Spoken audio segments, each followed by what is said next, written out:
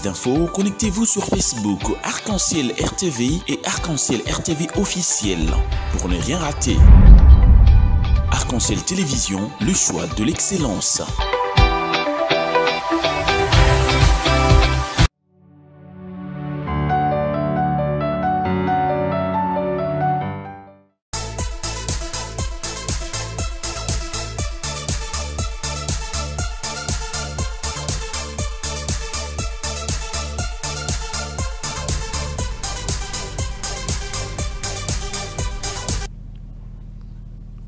Il est 12h de partout à Lumbashi, mesdames, messieurs. Bonjour et bienvenue sur Arc-en-Ciel Télévision dans votre salon des sports habituel chaque samedi. Aujourd'hui, on parle bien évidemment des éliminatoires de la Coupe d'Afrique des Nations 2023 avec la RDC qui s'apprête à jouer les Gabon. On va se poser la question si les Congolais se sont bien préparés pour jouer leur survie face au Gabon. On va parler aussi de la Super League africaine, une compétition qui sera lancée bientôt, mais avec des doutes jusque-là. Et pour parler de ces sujets, les castings est tout simplement multipliés sur ces plateaux avec Anelka Kabila et Chris Ashura Kaomba. Bonjour messieurs. Bonjour. Bonjour Merveille. Voilà, on va commencer ces salons des sports d'abord avec la rubrique tout naturellement, réponse directe.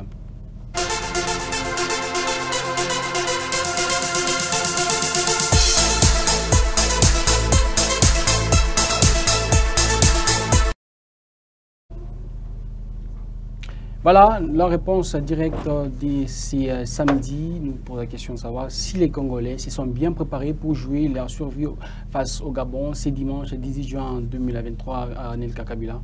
Ah oui, c'est une belle préparation. Chris? Bon, j'ai beaucoup de difficultés à donner une réponse. À quoi vous allez devoir vouloir, mais parce qu'il faudrait répondre par oui ou non. Donc, je dis que c'est quand même une préparation saluée, vu que déjà lors de l'amicale, il y a eu un 1-0 contre l'Ouganda. Voilà, on va suivre d'abord Sébastien Desabre, sélectionneur manager de la RDC, qui a été satisfait du résultat face à l'Ouganda. On suit, on revient tout juste après pour parler maintenant de ces sujets. Vous avez vu la composition d'équipe, j'avais décidé de voir en situation certains joueurs que j'avais pas vus sur le dernier stage. Donc dans ce cadre-là, on a la route est longue pour nous puisqu'on a un match important au Gabon, mais on a aussi à redynamiser l'équipe nationale sur des objectifs qui sont plus à moyen terme. Voilà, je disais en anglais tout à l'heure que j'étais content forcément de jouer l'Ouganda, c'est particulier pour moi. J'ai vécu un moment super là-bas et que je pense que le résultat va être bon pour la confiance pour le Gabon. Et je suis content du résultat et de la production des joueurs que je n'avais pas encore vus en situation.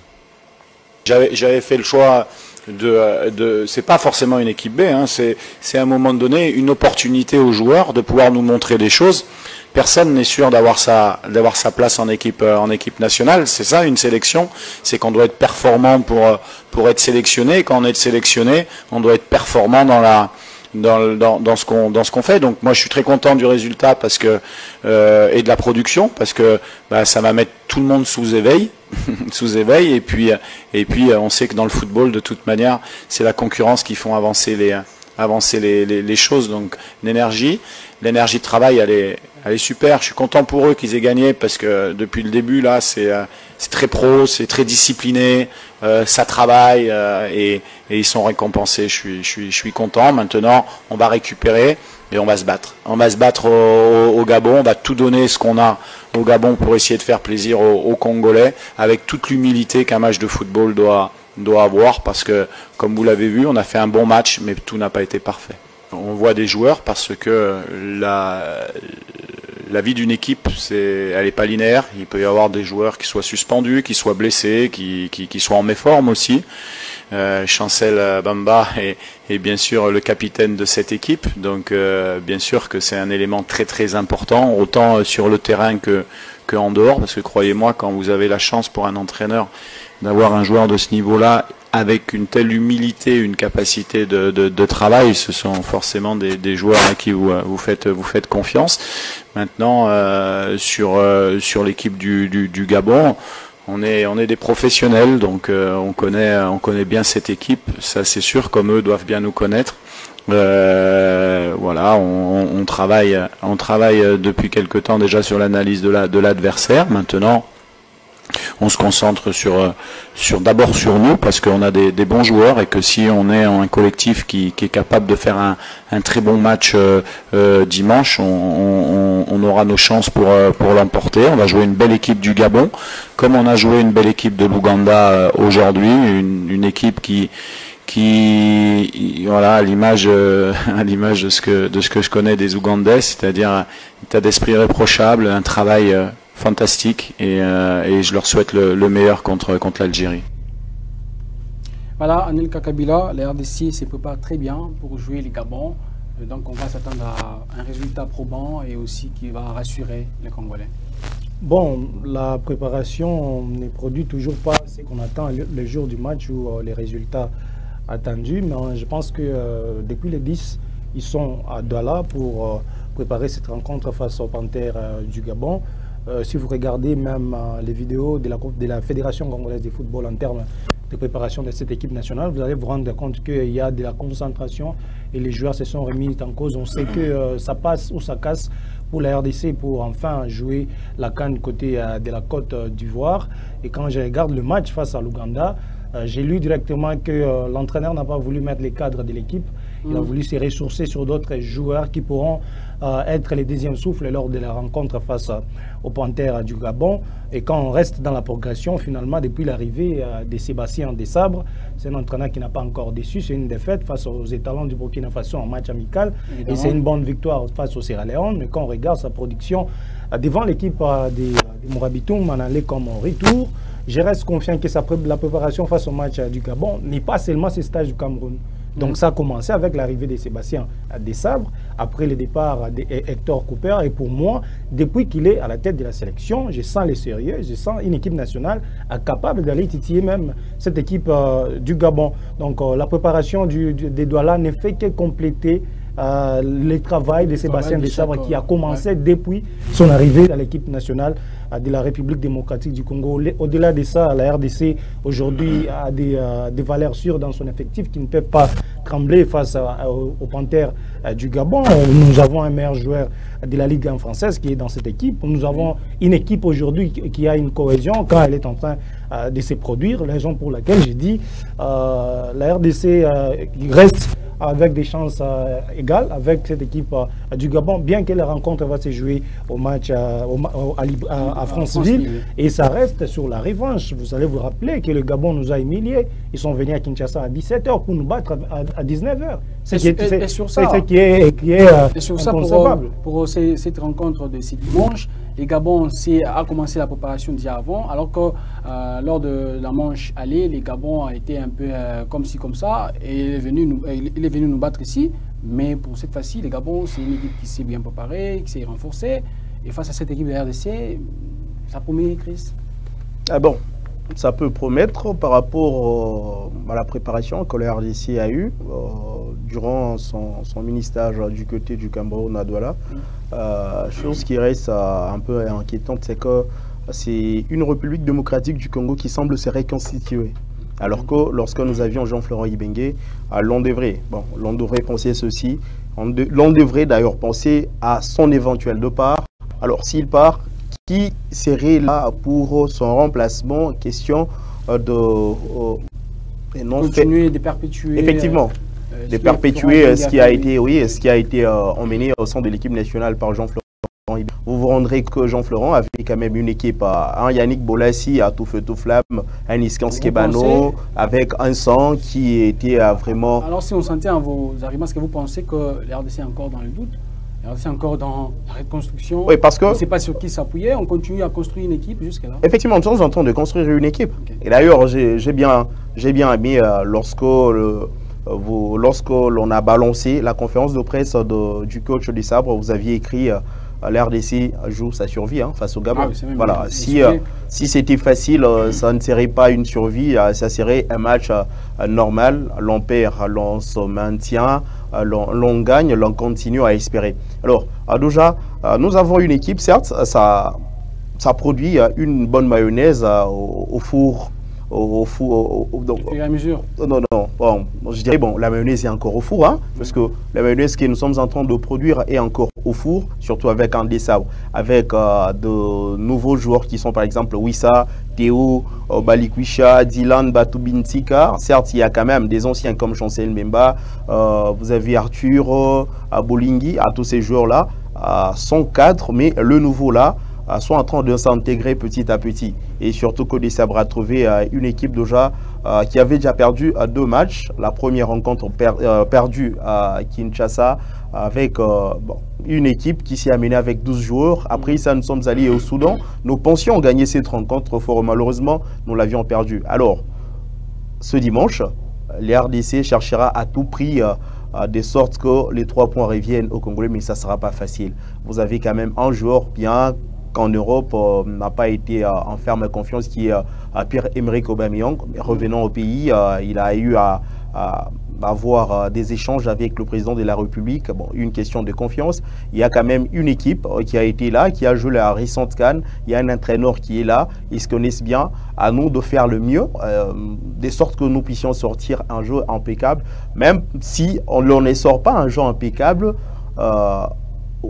l'on aimerait avoir quand même une victoire, des points satisfaisants pour notre campagne. Si l'on perd, ça sera peut-être fini, bien que nous sommes en train d'espérer un forfait contre la Mauritanie, mais il ne faudrait pas penser à ça pendant qu'il faudrait batailler dur face au Gabon. Une victoire qui est vraiment très importante pour la République démocratique du Congo, Anelka Kabila, alors que on sait bien que le vrai projet de Sébastien Desabre, c'est construire une équipe à l'horizon 2026.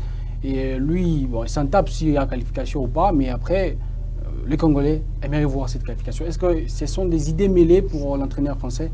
Ah oui, il a été très souple quand il a pris les guides de cette équipe nationale. Il savait qu'on était déjà en difficulté. Il ne pouvait pas venir avec un discours qui rassure directement. Ouais. Parce que la RDC était déjà dernier de son groupe après 2 défaites de suite lors de la première journée et de la deuxième journée. C'est un discours prudent pour un sélectionneur qui s'y connaît et qui connaît bien faire son travail. Il ne pouvait pas venir en fanfare ou dire « je viens pour donner la qualification, quelles que soient les conditions, on va se qualifier ». Non, ça c'est un discours plutôt derrière des politiciens, pas des sportifs. Vous avez parlé à un moment de la préparation de l'équipe nationale du Gabon. Vous savez, le Gabon, quand on fait appel à Pierre-Emerick Aubameyang, ça signifie qu'il y a un problème qui ne va pas au sein de la sélection, bien qu'on a des points déjà encaissés. Okay. Quand on fait rappel à Mario Lemina, ça signifie qu'il y a un problème, et en face, c'est la République démocratique du Congo. La RDC, je ne parlerai pas d'une équipe qui est en train de se reconstruire. Okay. Je parlerai d'une équipe qui est en train de reprendre sa confiance africaine. C'est cette équipe nationale de la République démocratique du Congo. Quand vous regardez des joueurs qui sont cadres dans cette équipe, ils ont participé aux éliminatoires de la Coupe du Monde, ils ont participé aux premières, deuxième journées des éliminatoires de la Coupe d'Afrique des Nations, et les autres, ils ont joué la Coupe d'Afrique des Nations avec la RDC. Oui. Donc, il y a une certaine constance des 5 ou 7 joueurs qui sont cadres dans cette équipe nationale, qui connaissent bien ce que cherchent les Congolais pour cette qualification. Les Gabon, je ne vais pas douter d'eux, ils ont des joueurs, mais quand je mets les 2 équipes en place, certes, aujourd'hui, le Gabon est leader du classement. Cela ne donne pas le faveur des pronostics aux Gabonais face à la RDC. Évidemment. Bien qu'ils nous ont surpris à Kinshasa, c'est à cause de nous. Nous, on a donné la confiance aux Gabonais d'être à la place où ils se retrouvent aujourd'hui. Mais quand la RDC, dans la manière dont je suis en train de voir le match aller face à la Mauritanie et le match retour, le match joué face à l'équipe nationale de l'Ouganda, je me dis, la RDC, petit à petit, est en train de reprendre confiance. La RDC est en train de retrouver ces joueurs qui ne voulaient pas venir dans cette équipe nationale pour aider. Aujourd'hui, nous faire aujourd'hui un plan de 11 de départ pour la RDC, ce n'est plus difficile. Ah oui. Même le remplaçant, on peut les mettre. Moi, aujourd'hui, mettre les 11 de départ, peut-être les postes de gardien, ça peut me poser problème parce que le titulaire aujourd'hui est blessé. On ne sait pas, on peut faire avec Siadi ou Lionel Mpassi, mais on reste dans les 11 de départ. On n'a pas de doute pour les aligner. C'est là à prouve à suffisance que les Congolais ou les analystes sportifs, ils ont la connaissance de l'équipe, ils ont la connaissance de ces joueurs-là qui sont capables d'apporter un plus dans la sélection nationale de la RDC. Les Gabon s'est retrouvé à cette place. Je ne pense pas que c'est la force des Panthères, mais c'est la faiblesse, la négligence de ses adversaires auparavant qui ont poussé à cette équipe nationale du Gabon de se retrouver à la première place. Aujourd'hui, je me dis la RDC est capable d'aller faire un bon résultat au Gabon. Si je regarde les éléments qui sont au Gabon, les éléments qui sont en RDC, quand même, je ne sais pas comment je dois être dubitatif. J'ai cet orgueil positif aujourd'hui de dire la RDC est capable d'affronter n'importe quelle sélection africaine de football. Merveille. Nous avons un Chancel Memba. Vous tous, vous avez vu ses distinctions en Ligue 1. Vous avez Mecha Kelia, vous avez vu ses prestations dans les championnats suisses. Vous avez Théo Bongonda, vous avez vu ses prestations dans la Ligue espagnole.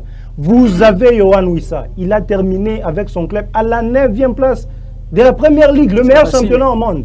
Ouais. Le meilleur championnat au monde, il a terminé à la 9e place. Donc nous avons Arthur Maswaku. Il a fait une très belle saison avec Besiktas du côté de la Turquie. Donc la RDC des joueurs capables. Aaron Chibola, on ne peut pas en parler. Aujourd'hui, si l'équipe de FC Nantes donne le brassard de capitana à Samuel Moutoussamy, qui est un médiateur de l'équipe nationale de la RDC, j'ai au moins 11 joueurs. On a Merveille Bopé qui a fait une saison exceptionnelle avec l'équipe des Standards de Liège. Je me demande, qu'est-ce qu'on peut avoir peur aujourd'hui face au Gabon? Ce n'est pas parce que le Gabon est leader que nous, Congolais, on doit reculer, on doit laisser à dire les Gabonais nous ont battus à Kinshasa. Non, je sens cet orgueil positif au sein même des joueurs. Regardez Jordan Ikoko qui a surpris tout le monde face à l'équipe nationale du Gabon. Il a fait une très belle saison avec le Dogoret et ils sont qualifiés en Champions League. On n'a pas des joueurs aujourd'hui qui peuvent trembler devant le Cameroun, la Côte d'Ivoire, l'Algérie, l'Égypte, le Maroc. Parce qu'ils jouent presque le même championnat, presque le même football. Ils se côtoient. Aujourd'hui, on a des joueurs qui ont joué la première ligue comme Niskans Kebano. Parce qu'il est blessé, voilà pourquoi on l'a pas appelé. Ce sont des cadres et valeurs qui se rencontrent avec ces joueurs ivoiriens. Des fois, les Congolais sont titulaires et ces Ivoiriens sont au banc. Donc, devant l'équipe nationale du Gabon, nous avons des arguments à faire valoir. On ne doit pas avoir peur du Gabon parce que le Gabon nous a battu à Kinshasa. Ça, j'ai dit, c'était les désordres au niveau de la fédération et on n'avait pas un sélectionneur qui était capable de nous apporter ce qu'on cherchait. Et aujourd'hui, avec Sébastien Desabre, je me dis, il y a des joueurs capables, il y a un entraîneur capable, il y a une fédération qui accompagne, il y a un ministère des Sports qui accompagne. Ça n'arrivait pas auparavant, avant de jouer un match de la RDC. On a déjà payé les primes de tous les joueurs. On a avancé même sur les sélectionnaires. Donc, cette pression-là doit nous être bénéfique pour aller titiller cette équipe du Gabon. Et vous avez parlé, vous avez donné des arguments qui est la RDC regorge dans son sein, et surtout c'est pour les joueurs des champs, mais pour les gardiens, vous avez bien évoqué ça, Sabouati de ce côté-là. On a Siadi Badio qui n'a pas convaincu avec l'équipe de Mazembe, même si c'est lui qui joue le match contre l'Ouganda en amical. Circuit, on va compter, Joël Kassumba n'est pas là. On a Lionel Mpassi qui a été quand même étincelant avec son club en Ligue D française. On compte sur qui? Sur Siadi ou bien sur Lionel? Quand même, il y a une certaine longévité avec Siadi Badio dans l'équipe nationale. Franchement, je ne suis pas monsieur l'entraîneur, je ne suis pas monsieur le sélectionneur. Si je l'étais, je titulariserais Lionel Mpassi. Mpassi en 2e division chez Rodez, il a fait 24 matchs pour 16 buts encaissés. Déjà, Sébastien Desabre, c'est un vivant de France.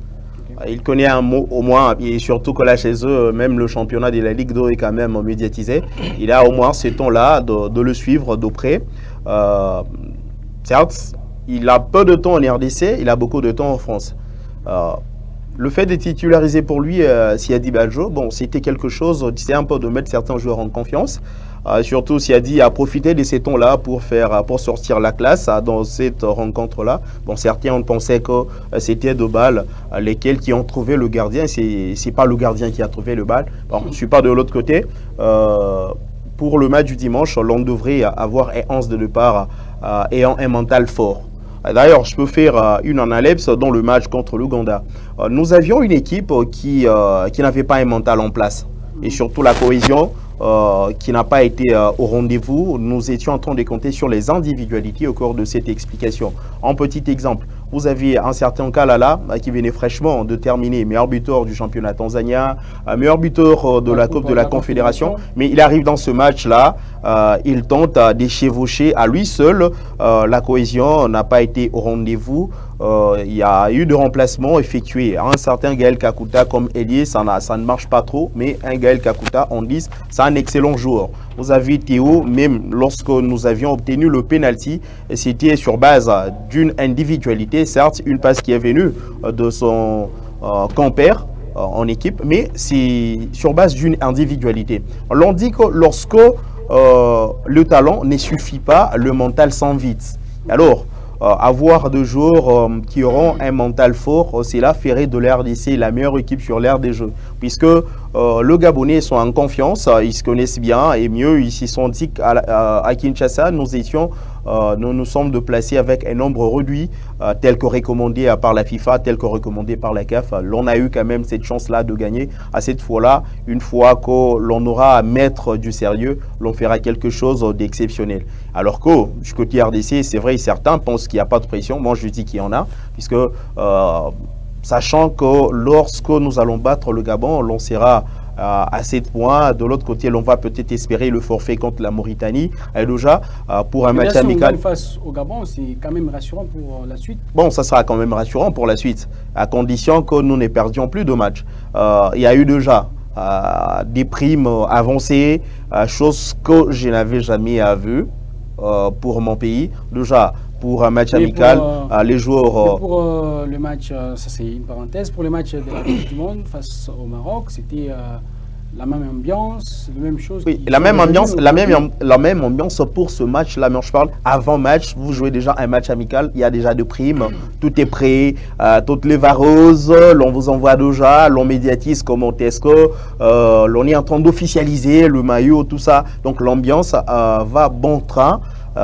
Nous disons que ça devrait passer ou ça devrait casser. Si ça devrait casser, que ça casse avec honneur, mais l'on est quand même confiant à 75% qu'au cours de cette explication, la RDC devrait sortir à sa tête des vainqueurs. Question pour nous de bien espérer. Bien que les sélectionneurs est venu avec un bon discours, disons, nous sommes en train de préparer l'équipe nationale pour des échéances prochaines et non pour la CAN Côte d'Ivoire 2023. Si la qualification va arriver, gloire à Dieu, mais si elle n'arrive pas, c'est que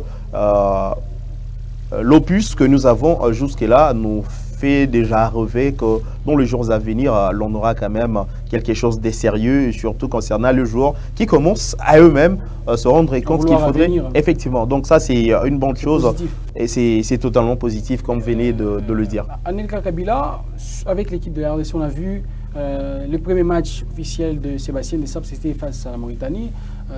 3-0, si je ne m'abuse ici à Lubumbashi. 3-1, oui, si je ne m'abuse ici à Lubumbashi. On a vu une équipe de RDC qui avait vraiment un régime positif sur les premiers instants du match en première période. En deuxième période, ça a un peu baissé des rythmes. Pareil au match retour. Et si on voit aussi le match amical, c'était pareil, la RDC marque à la 25e minute, mais après le reste, c'était bon, presque la même chose qu'on voit à chaque fois. La gestion du rythme de match, Sébastien Desabre manque encore ces choses-là. Bon, c'est quelque chose à retravailler pour les sélectionneurs principaux de la RDC. Ça arrive dans un match, même dans un match du quartier, on ne pouvait pas dominer les matchs du début à la fin. Il y a des moments où vous vous arrêtez et votre adversaire fait les jeux, mais ce qu'il faut plus capitaliser, c'est cette capacité de contenir la pression adverse. Quand vous baissez des régimes et on vous presse, il ne faut pas céder à la pression, sinon vous allez prendre la rencontre. C'est le cas avec Sébastien Desabre. Ces équipes gèrent toutes les pressions. À Lubumbashi, on mène 2-0. La Mauritanie commence à développer son jeu. On a subi des pressions et la RDC n'a pas cédé, même s'il y a eu un but encaissé. Et la RDC a relevé la tête par s'imposer sous le nom de 3-1. Après avoir marqué le but du côté de la Mauritanie, dans un match où je me dis on a amené un arbitre kamikaze, si l'arbitre était correct, la RDC aujourd'hui, on parlerait d'une nation qui a 6 points déjà. Bon, ce n'est qu'une partie remise. Et face à l'équipe nationale de crâne de l'Ouganda, je l'ai dit dès l'entame que le sélectionneur principal a fait confiance aux joueurs qu'il va utiliser plus dans la deuxième période. Parce que dans la première période, il a ses cadres. Et il connaît parmi ces cadres qui sont ceux-là qui baissent plus des régimes.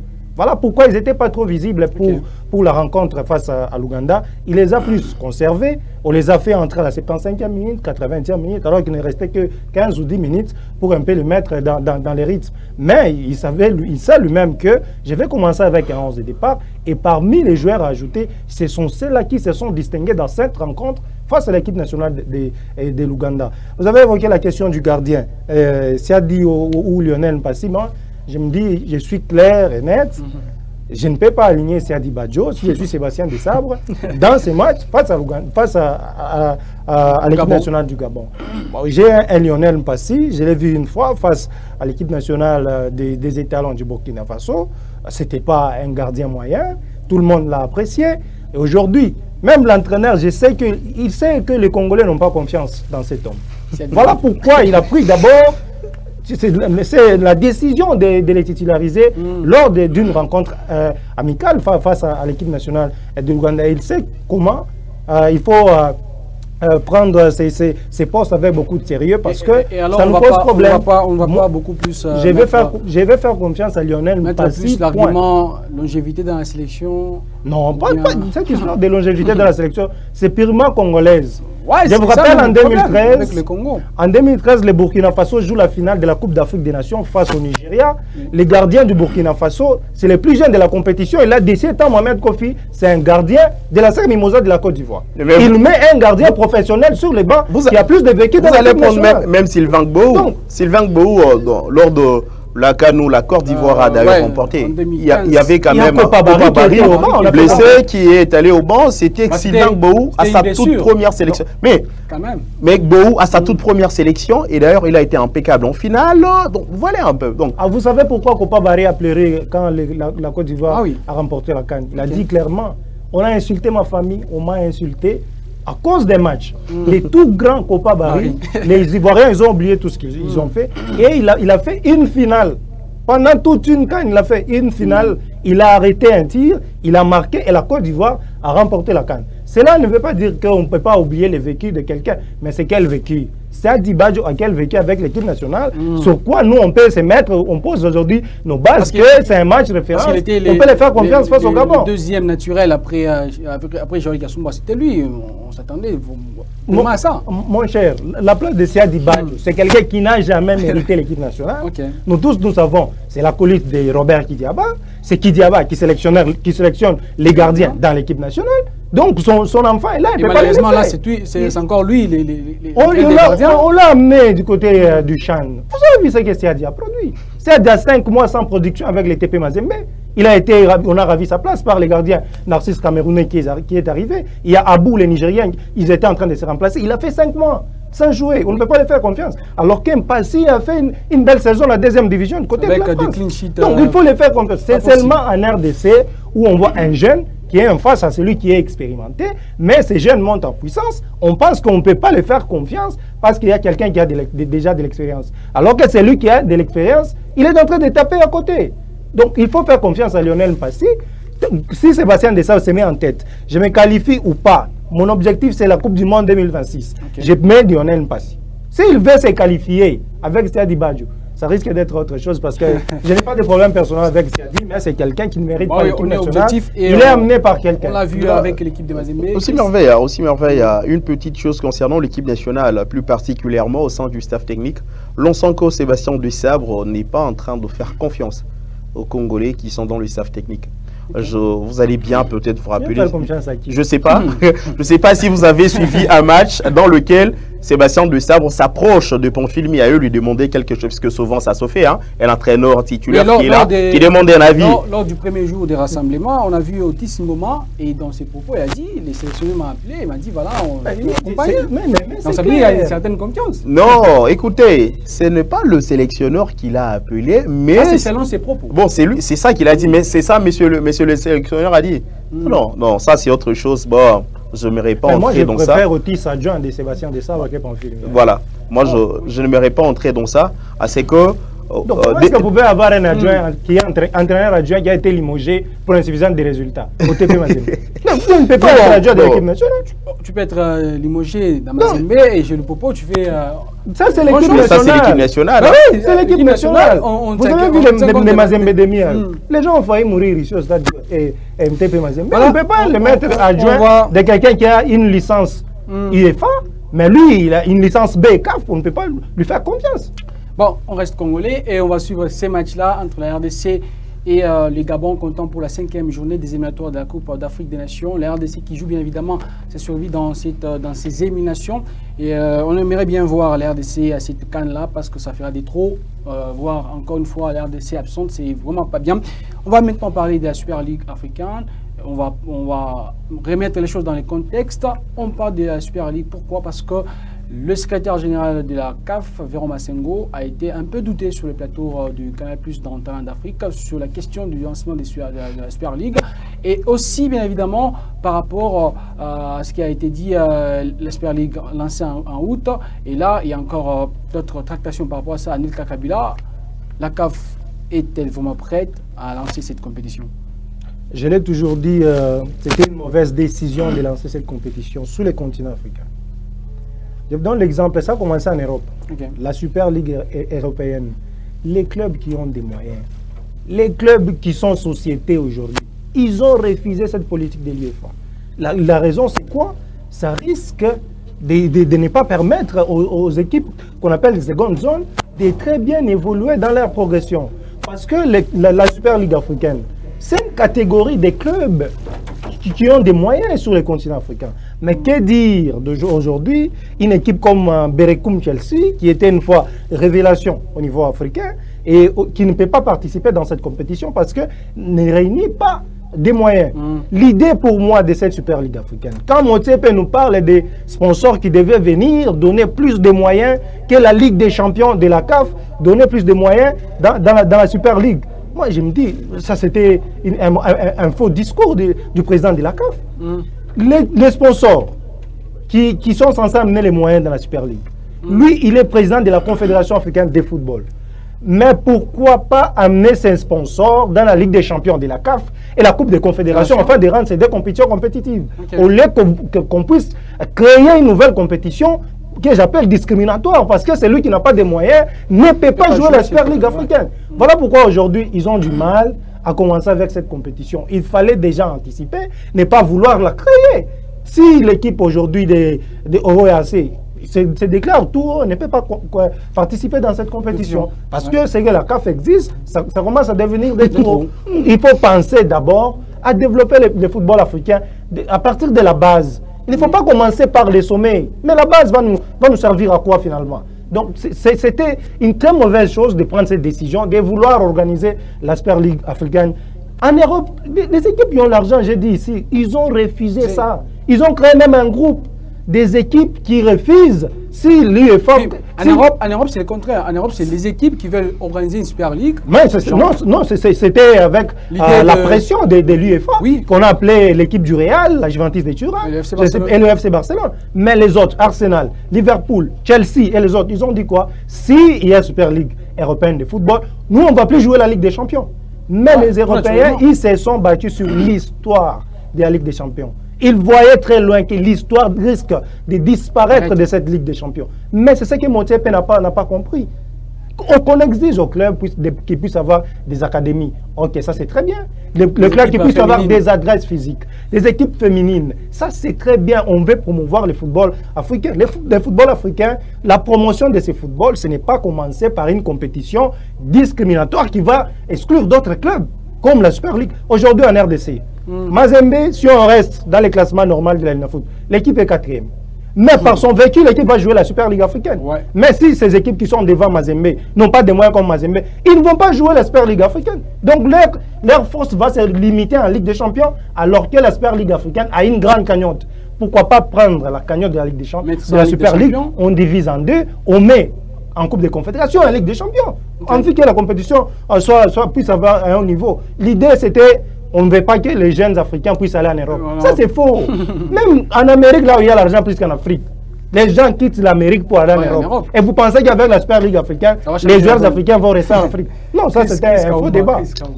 Voilà, en tout cas, je tentais de me dire que quand l'on parle cupidité pécuniaire, on voit africain. Ok. Parce que comment se fait-il que les Européens, eux qui ont commencé le football, ont refusé, ont réfuté cette proposition des Super League? Mais lorsqu'on arrive en Afrique, on promet beaucoup de choses. Voilà, nous allons donner ça et là. Allez, l'on accepte directement. Notre football, jusque-là, reste sur la phase promotionnelle. Permettez-moi de le dire. Reste sur la phase promotionnelle. Je vous dis, il y a un match qui se passe, peut-être un match de finale de la Ligue des Champions. Bon, mettons ça de côté. Déjà, ce samedi, les éliminatoires de mars.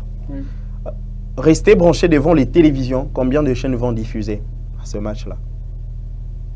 Vous n'avez pas des kits... Mais avec la Super League, on promet un sponsoring juteux. Il y aura une médiatisation... Non, mais en Swahili, on dit ceci. Bamba chilin karibu nawe yulu nimbari. Ok?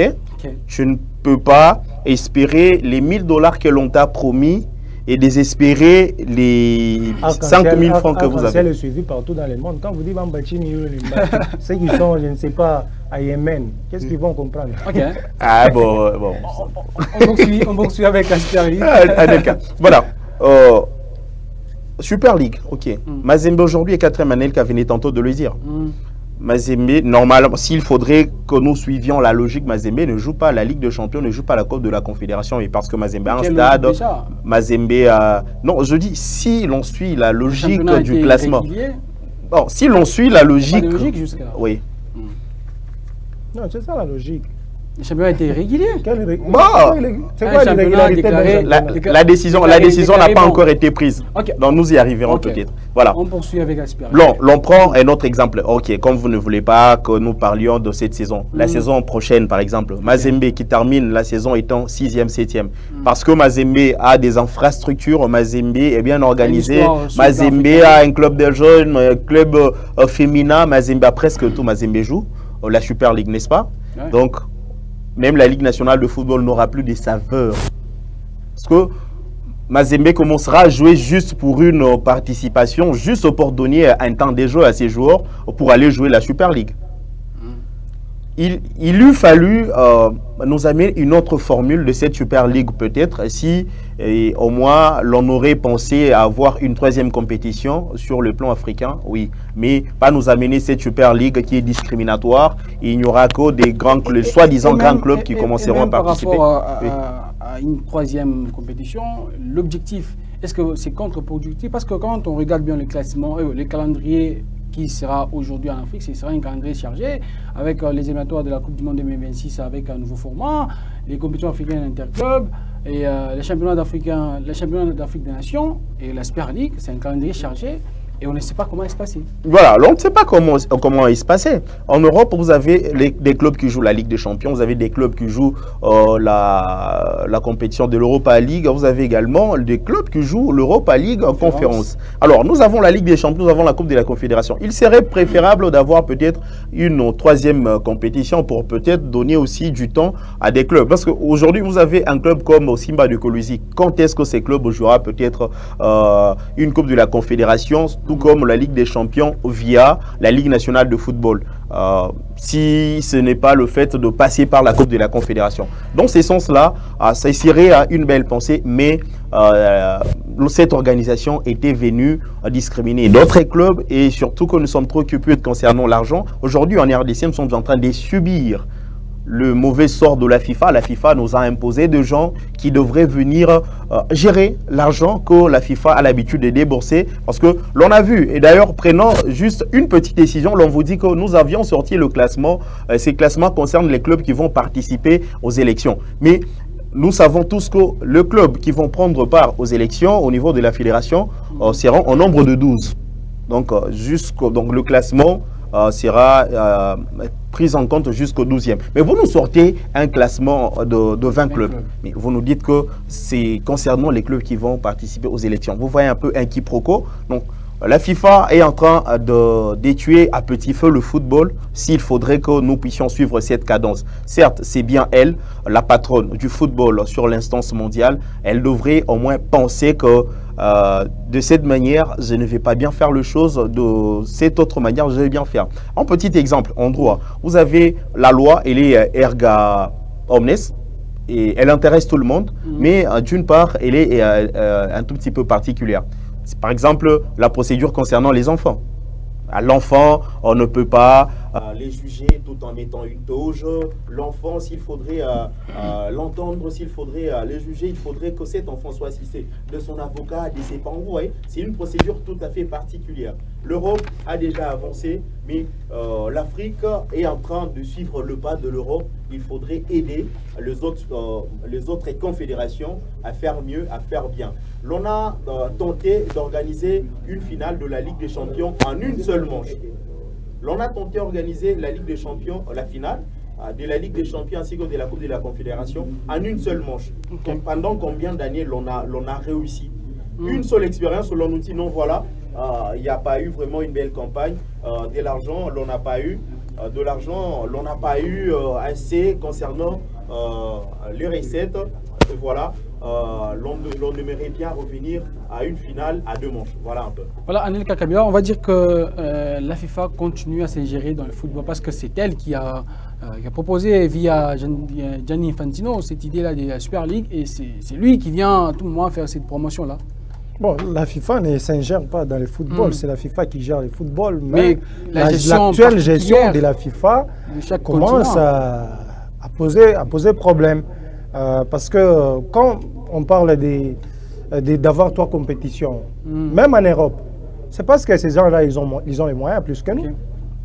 D'abord, vous, pour quitter Lubumbashi, aller à Kasenga, ce n'est pas facile, suite à l'état de la route. Pour aller à Kisangani, ce n'est pas facile, suite à l'état de la route. Qu'est-ce dire d'un club qui n'a pas de moyens et vous demandez à ces clubs d'aller jouer un match en Égypte? C'est un problème. Quand on a essayé de jouer la finale de la Coupe de la CAF en une seule manche, c'est parce que c'était au Maghreb, c'est parce que c'était des équipes du Maghreb qui se sont rencontrées entre Al-Ahly d'Égypte et Al-Wydad. Je parle de la saison dernière. Mais supposons qu'on veut jouer la finale entre une équipe du Sénégal et une équipe de la RDC et on demande que ce match puisse se jouer en Égypte. Vous pensez que des fanatiques de cette équipe vont aller en Égypte à suivre ces matchs? Impossible. Non, ça c'est un problème. La FIFA commence un peu avec M. Infantino, commence un peu à vouloir inventer des choses qui ne vont peut-être rien apporter pour le football dans les jours à venir. Je vous donne le cas de la République démocratique du Congo. Nous sommes en difficulté, on nous amène des comités de normalisation. Mais regardez ce qu'ils sont en train de produire. Ça, c'est la normalisation, ça. Ils sont en train de faire maintenant pire que ceux qui étaient en train de gérer le football. Ces gens-là, ce sont les inspecteurs de la FIFA que la FIFA nous a amenés ici. Ils arrivent ici, ils commencent à fabriquer les choses. Les comités de normalisation qui vous dit après publication d'un classement, après interpellation du ministre des Sports, les comités de normalisation vous dit on va attendre le règlement de la CAF pour savoir comment donner le classement. Alors que même les non... Bon, ça signifie quoi? Entre eux, les gens qui sont dans les comités de normalisation et nous, journalistes, qui sont censés connaître bien ces textes. Alors que même les non-avertis en football ont ces règlements sur leur téléphone. Aujourd'hui, le monde est intelligent. Les règlements de la CAF en mode PDF, j'en ai sur mon téléphone. Voilà, on va poursuivre. Ça ne dépasse pas la gestion du football africain, la gestion du football de la RDC. Surtout, il y a ces parrainages-là de la FIFA et qui regardent tout ça. Non. Il faut regarder les choses et le mettre dans les contextes, connaître que le football africain, certes il y a les talents, qu'est-ce qu'il faut faire pour que ce football puisse se nourrir de ses propres moyens et non pas vouloir créer des choses et vous laisser des histoires qui peuvent bien nous aider, nous Africains, vouloir nous imposer. Papa, en Europe, je peux quitter Paris, Bruxelles, Londres dans un seul jour. Vous pouvez faire ça en Afrique. Quitter Kinshasa, Libreville, et puis Lomé, vous retournez encore, je ne sais pas, au Caire en Égypte. Non, ça ne peut pas se faire. On n'a pas les mêmes moyens, on ne peut pas imiter les Européens sur tous les plans. Sinon, on risque d'être, je ne sais pas, encore esclaves des Européens.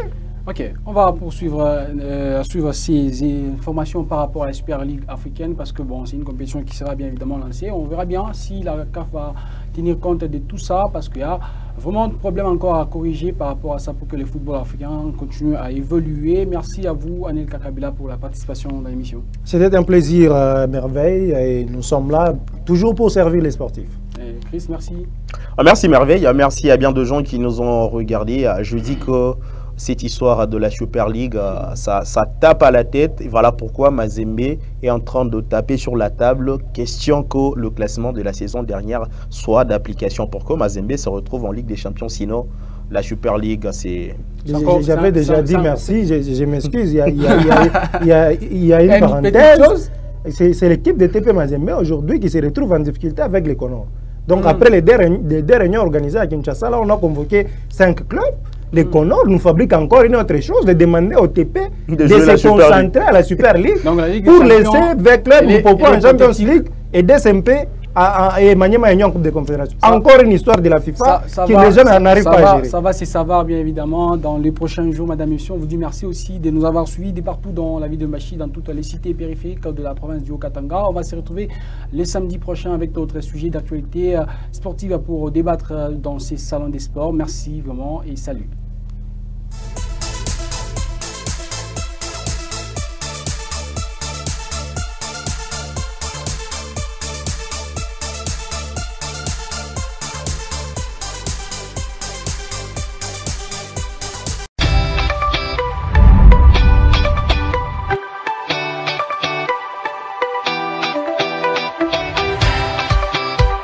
Pour plus d'infos, connectez-vous sur Facebook Arc-en-Ciel RTV et Arc-en-Ciel RTV officiel pour ne rien rater.